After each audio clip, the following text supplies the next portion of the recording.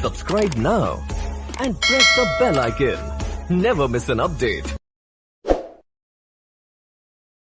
दोस्तों नमस्कार। स्वतंत्र ऑनलाइन क्लास पर आपका एक बार फिर से स्वागत है। दोस्तों आज का हमारा चैप्टर है गर्भावस्था। एक बच्चे का गर्भ में किस तरह से विकास होता है, जो कि गर्भावस्था से लेकर जन्म तक कौन कौन सी अवस्थाएं होती हैं, उनके विषय में आज हम इस वीडियो में चर्चा करेंगे। साथ ही दोस्तों आपसे अनुरोध करूंगा कि अगर आप हमारे चैनल पर नए हैं तो आप हमारे चैनल को लाइक करिएगा, शेयर करिएगा और सब्सक्राइब कर लीजिएगा। जो भी आपके मित्र दोस्त हैं जो किसी भी स्टेट की टेट की तैयारी कर रहे हैं, शिक्षक भर्ती की, उन तक आप इसको पहुंचाइएगा, क्योंकि आपको इसी तरह से सभी वीडियो मिलेंगे सभी विषय के बारी बारी। तो दोस्तों देखिएगा आज का चैप्टर गर्भावस्था। दोस्तों गर्भावस्था को 3 चरणों में बांटा गया है। गर्भावस्था को 3 चरणों में बांटते हैं। गर्भावस्था को 3 चरणों में बांटा गया है। और गर्भावस्था कब से शुरू होती है? तो गर्भावस्था शुरू होती है गर्भधारण से लेकर जन्म तक। गर्भधारण से लेकर जन्म तक होती है गर्भावस्था। तो ये चीज़ आप बिल्कुल लिख लीजिएगा कि गर्भावस्था कब से लेकर कब तक शुरू होती है। तो गर्भावस्था से लेकर जन्म तक होती है, ठीक है, फॉर कॉन्सेप्शन टू बर्थ तक। तो इसको 3 चरणों में बांटा है और जो पहला चरण है वो है बीजावस्था। बीजावस्था या इसको बोलते हैं डिंबावस्था या रोपणावस्था।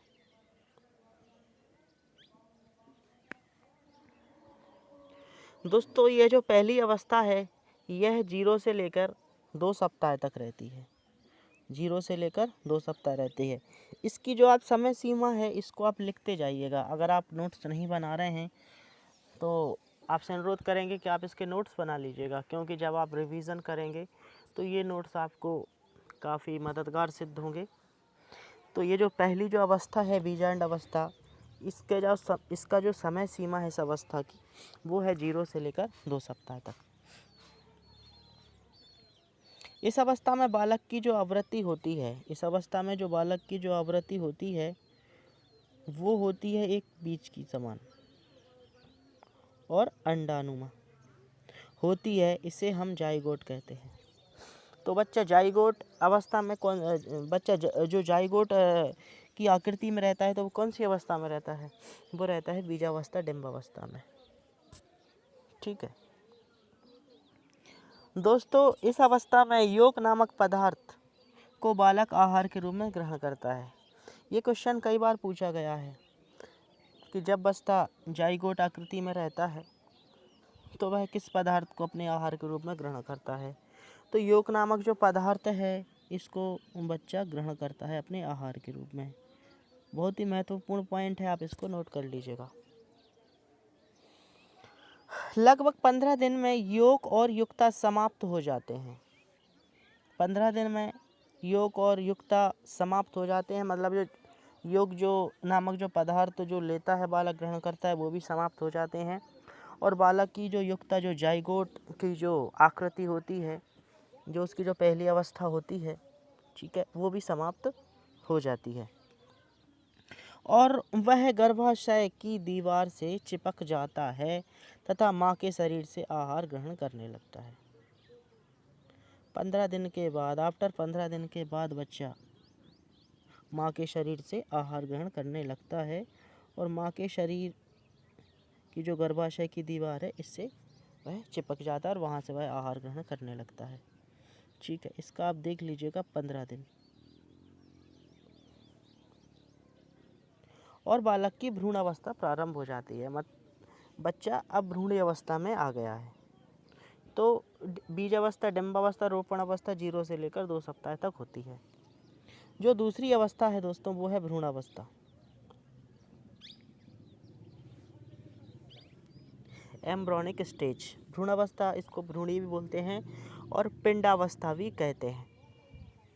दोस्तों यह अवस्था 2 सप्ताह से लेकर दूसरे माह के अंत तक रहती है। 2 सप्ताह से लेकर दूसरे माह के अंत तक, 2 सप्ताह से लेकर दूसरे माह के अंत तक। अर्थात यह 8 सप्ताह तक रहती है। ये जो अवस्थाओं का ये जो समय है ये काफ़ी महत्वपूर्ण है और कई बार परीक्षाओं में ये पूछा जा चुका है। तो ये जो सेकेंड जो अवस्था जो मैं आपको बता रहा हूँ भ्रूण अवस्था, इसकी जो समय सीमा होती है 2 सप्ताह से लेकर दूसरे माह के अंत तक, मतलब 8 सप्ताह तक इस अवस्था की समय सीमा रहती है। इसमें कुछ इम्पोर्टेंट है कि यह अवस्था 8 सप्ताह तक तो रहती है जिसमें शिशु का विकास सबसे ज़्यादा तीव्र होता है। इस अवस्था में शिशु का जो विकास है सबसे तेज गति से होता है। यह भ्रूण अवस्था की सबसे मुख्य विशेषता है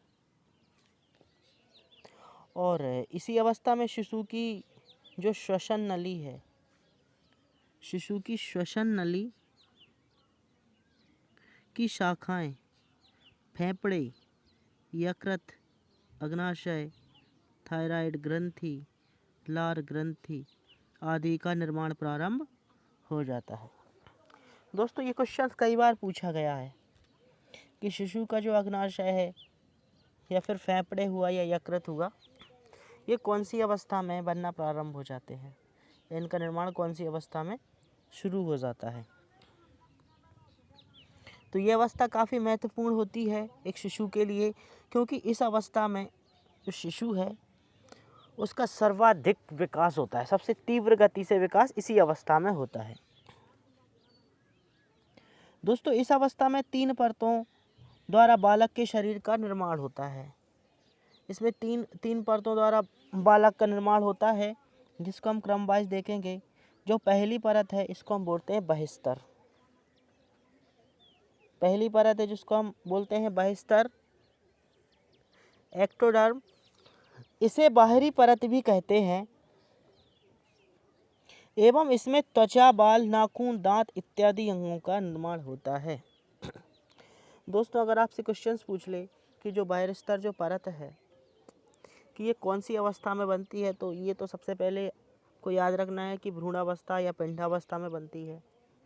और ये जो बहिस्तर अवस्था है इसमें कौन से अंगों का निर्माण होता है, तो जैसे त्वचा हुआ, बाल हुआ, नाखून हुआ, दांत हुआ, इनका निर्माण होता है बहिस्तर में।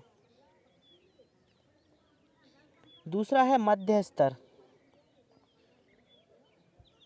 मेसोडर्म। इसमें बालक के शरीर के जो भीतरी भाग हैं तथा मांसपेशियों का निर्माण होता है। बालक के शरीर के भीतरी भाग तथा मांसपेशियों का निर्माण होता है। किस में होता है? मेसोडर्म में। ये भी अत्यंत महत्वपूर्ण अवस्था है। अगली अवस्था है दोस्तों अंतः स्तर, एंडोडर्म। एंडोडर्म देखिएगा, इसमें बालक की पाचन जो प्रणाली होती है, फेफड़े, लीवर, हृदय इत्यादि अंगों का निर्माण होता है। अंतः स्तर में पाचन की जो प्रणाली है उसका, फेफड़े और जो बच्चे का लीवर है, जो हृदय हुआ, इत्यादि अंगों का निर्माण होता है। कौन सी स्टेज में? अंतः स्तर में। जो 3 जो लेयर्स होती हैं, जो 3 परत होती हैं, तो लास्ट परत में होता है पाचन प्रणाली, फेफड़े, लीवर, हृदय इत्यादि अंगों का निर्माण। ठीक है दोस्तों, नेक्स्ट देखिएगा जो हमारी तीसरी अवस्था है। तीसरी अवस्था इसको कहते हैं गर्भस्थ शिशु की अवस्था। इसको आप 3 कर लीजिएगा, ये तीसरी अवस्था है, गर्भस्थ शिशु की अवस्था। दोस्तों यह अवस्था यह अवस्था 8 सप्ताह से लेकर जन्म तक रहती है। यह अवस्था 8 सप्ताह से लेकर जन्म तक रहती है, अर्थात 2 माह से 9 माह तक रहती है। गर्भस्थ शिशु अवस्था इसको बोलते हैं हम फीटल स्टेज। 2 माह से 9 माह तक रहती है। दोस्तों कुछ इम्पोर्टेंट पॉइंट हैं, इनको आप नोट कर लीजिएगा।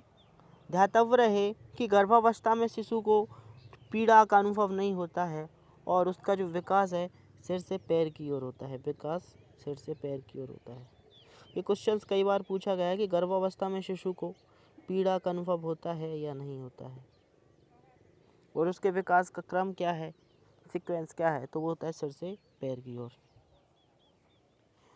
दोस्तों एक और इम्पोर्टेंट पॉइंट है कि जन्म से पूर्व शिशु को गंध का अनुभव नहीं होता है,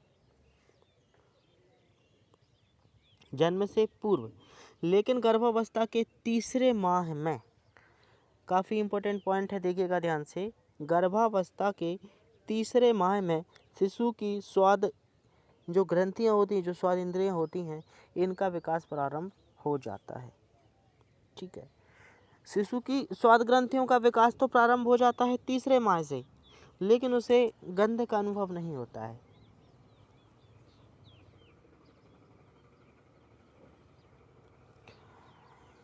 गर्भावस्था की अवधि जो सामान्यता होती है 270 से लेकर 280 दिन की होती है, जिसको 40 सप्ताह या 9 माह 10 दिन की होती है। मैक्सिमम 9 माह 10 दिन तक होती है, और ये 40 सप्ताह की होती है। इसको सप्ताह कर लीजिएगा।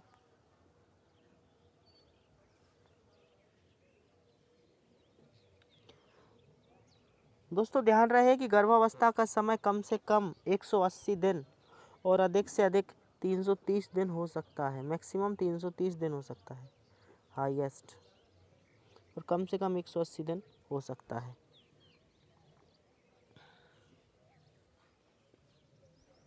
या 9 माह 10 दिन की होती है। ये मैक्सिमम है 330 दिन।